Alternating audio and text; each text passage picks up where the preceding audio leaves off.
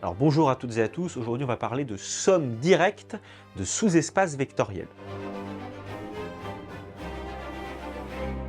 Alors dans les vidéos précédentes, ce qu'on avait considéré, ce qu'on avait étudié, c'était juste des sommes de sous-espaces vectoriels. C'est-à-dire que d'abord, bien évidemment, on considérait un espace vectoriel E de dimension finie, et puis on avait considéré deux sous-espaces vectoriels de E, F et G, qui sont juste là. Et puis avec ça, on avait défini F plus G, voilà, qu'on est un petit peu obligé, entre guillemets, de représenter sur une autre illustration visuelle, parce que sinon ce serait très malvenu de représenter F plus G là-dessus. Et F plus G, on avait dit que c'était quoi? Allez voir les vidéos précédentes si vous n'êtes pas au clair là-dessus. C'est l'ensemble des vecteurs qui s'écrivent x1 plus x2 avec x1 qui appartient à f et x2 qui appartient à g. On avait d'ailleurs pris cet exemple-là, on avait dit que f, voilà, on pouvait prendre le plan qui était tout là, et g qui était la droite en bleu que voici, qui transperce le tableau en profondeur, et on avait dit f plus g, qu'est-ce que c'est? En fait, c'est carrément tout l'espace, c'est R3 tout entier. Et on avait aussi précisé quelques petites choses, dont le fait que là, il y avait l'intersection de F et G, qui joue un rôle extrêmement important, notamment dans la formule de Grassmann, parce que vous vous souvenez, la formule de Grassmann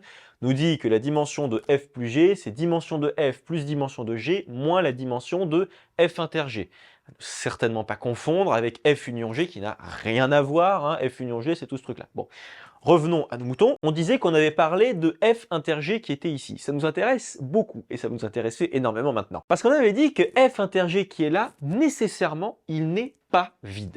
C'est obligatoire qu'il y ait au moins un vecteur. Et ce vecteur, qu'est-ce que c'est? C'est le vecteur nul de E. Vous êtes sûr et certain que là, il y a au moins le vecteur nul de E. Pourquoi? Parce que, par définition, F et G, ce sont des sous-espaces vectoriels de E. Donc, a fortiori des espaces vectoriels. Or, tout espace vectoriel contient le vecteur nul, et comme F c'est un sous-espace vectoriel de E, là, à l'intérieur, il y a le vecteur nul de E, et pareil pour G. Donc là, vous êtes sûr et certain que au moins, vous avez le vecteur nul de E qui est partagé par F et G. Donc déjà, l'intersection de F et de G n'est pas vide. Ça ne peut être que au minimum réduit au vecteur nul. Mais comme on l'a dit, il pourrait très bien y avoir aussi dans F inter G pas que le vecteur nul de E. Il pourrait très bien y avoir plein d'autres vecteurs, il pourrait même en fait y avoir une infinité de vecteurs à l'intérieur. Parce qu'en fait là, F inter G c'est carrément un sous-espace vectoriel de E, le truc. Mais il arrive parfois que F inter G soit justement réduit au vecteur nul de E. Et ça s'écrit comme ça, F inter G est réduit au vecteur nul de E. Attention, faites très attention à ça, parce que j'ai déjà entendu ça chez certains élèves qui me disent que F inter G est égal au vecteur nul de E. C'est-à-dire qu'en fait, eux, ce qu'ils pensent, c'est que F inter G, c'est ça. C'est le vecteur nul de E. Mais non, non. F inter G, qu'est-ce que c'est? C'est un sac à patates, encore une fois, c'est un espace vectoriel, c'est un sous-espace vectoriel de E, ok.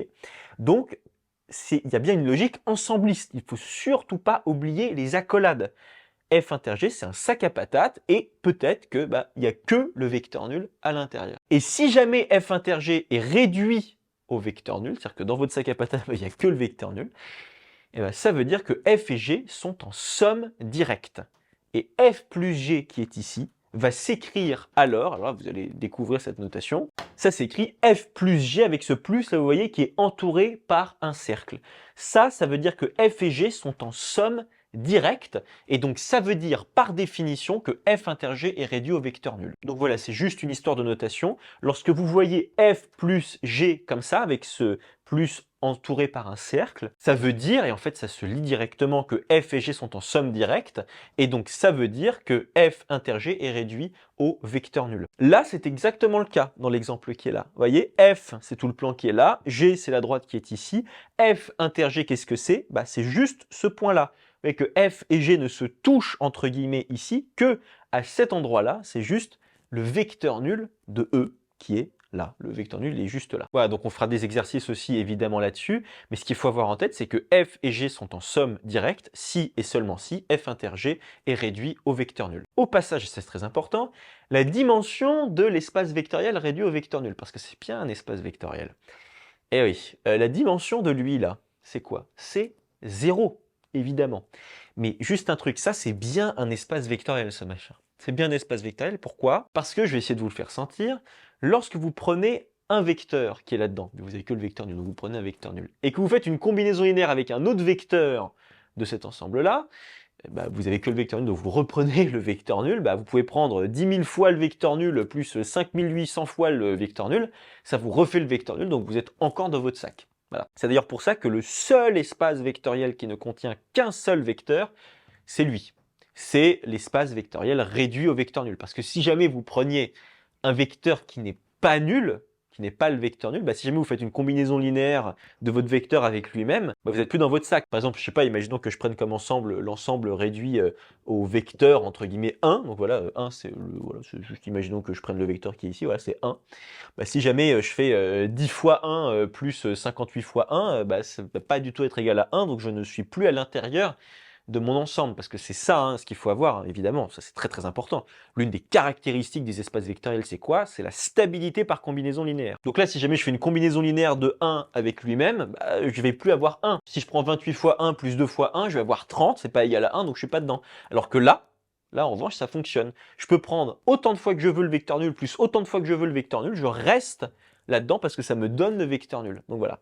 Donc bref, en tout cas, ça c'est bien un espace vectoriel et sa dimension est égale à 0. Et donc dans ces cas-là, il y a un truc quand même assez sympa, c'est que la formule de Grassmann, elle nous dit que la dimension de f plus g, et donc de f plus g avec ce cercle-là, est directement égale à la dimension de f plus la dimension de g. Et oui, pourquoi? Parce que Grassmann nous dit ça. La dimension de f plus g, c'est dim de f plus dim de g moins dim de f inter g.